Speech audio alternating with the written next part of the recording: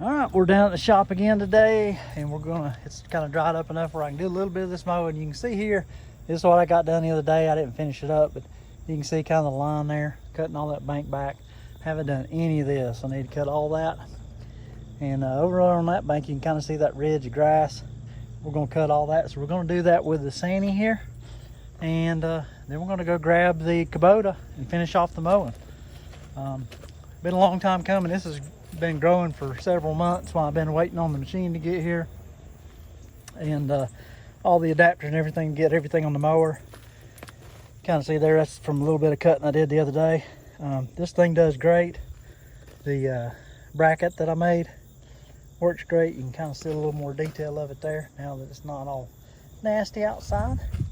But I'm gonna get this thing greased up and we're gonna cut the rest of this. That's kind of what it looks like. I'm trying not to cut it down too low. It will cut all the way to the ground pretty much just like a bush hog would. It's not necessarily a finished cut, but it's pretty close to it. I'm just trying to get all the big stuff down before the winter. You can kind of see there, I need to get a little closer, and basically what that means, I'm going to have to move out further this way so that I can get my boom. The boom's longer, and I actually have to move further away from the bank to get a full cut all the way up and down the bank. But I'm going to get started here. Alright, so as you can see, first thing I'm going to have to address is thumb fell down a little bit. Now that I've got those valves on there, I'm just going to go grab a wrench real quick and suck that thumb back in and get the mowing. Alright, so we got some work done. Got all that lower section cut off real nice. Started walking my way back around. Got all that cut up there, down. And this is where we're getting into the new that I have not cut yet.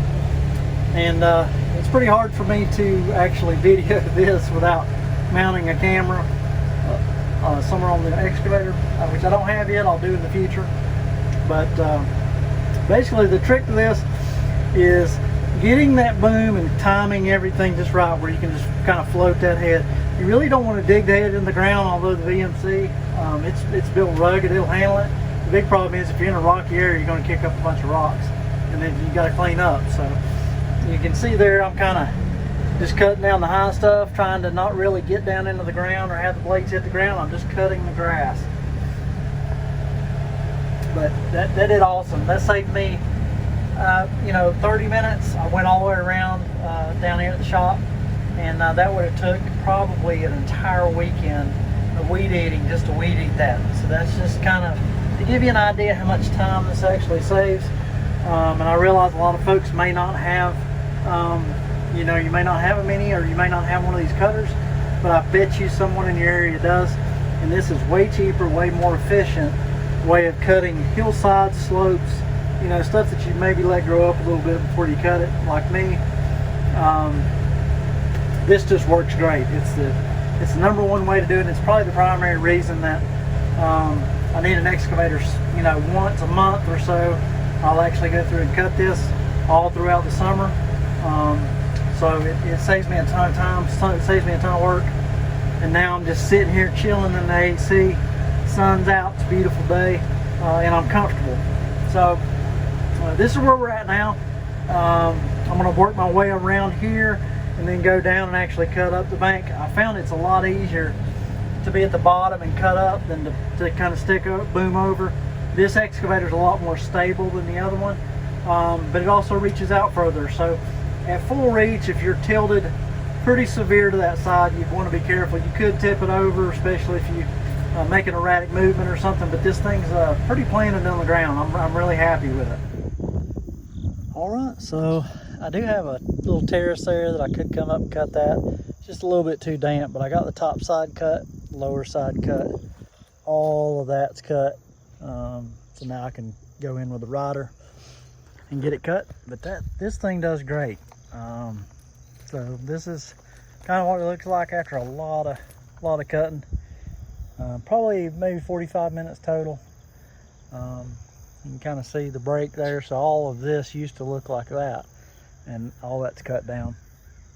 The only thing is with tall stuff, you kind of want to cut it in layers. You can, it will lop off, but it ends up falling on top of this. A lot of times what I'll do is, if I I don't necessarily want to mulch it right where I've cut it. I'll just let it fall on top of the deck. This thing's built like a tank. And I'll actually kind of dip it off like a dump and dump them where I want them, and then come back on top of it and mulch them up. Sandy did great, really comfortable being inside in the AC. It's a beautiful day today, but it would have been hot even with a canopy. The Sandy did great. It didn't burn a whole lot of fuel. It's getting a lot better fuel mileage now. I think when I first got it, it went through the first tank really, really fast. I don't know if that was just a break-in thing or what have you. But it's doing really well now, and I'm glad to get this bank cut.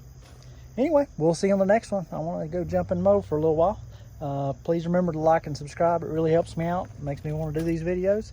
And if you want to cut a steep bank, this is the way to do it. See you on the next one.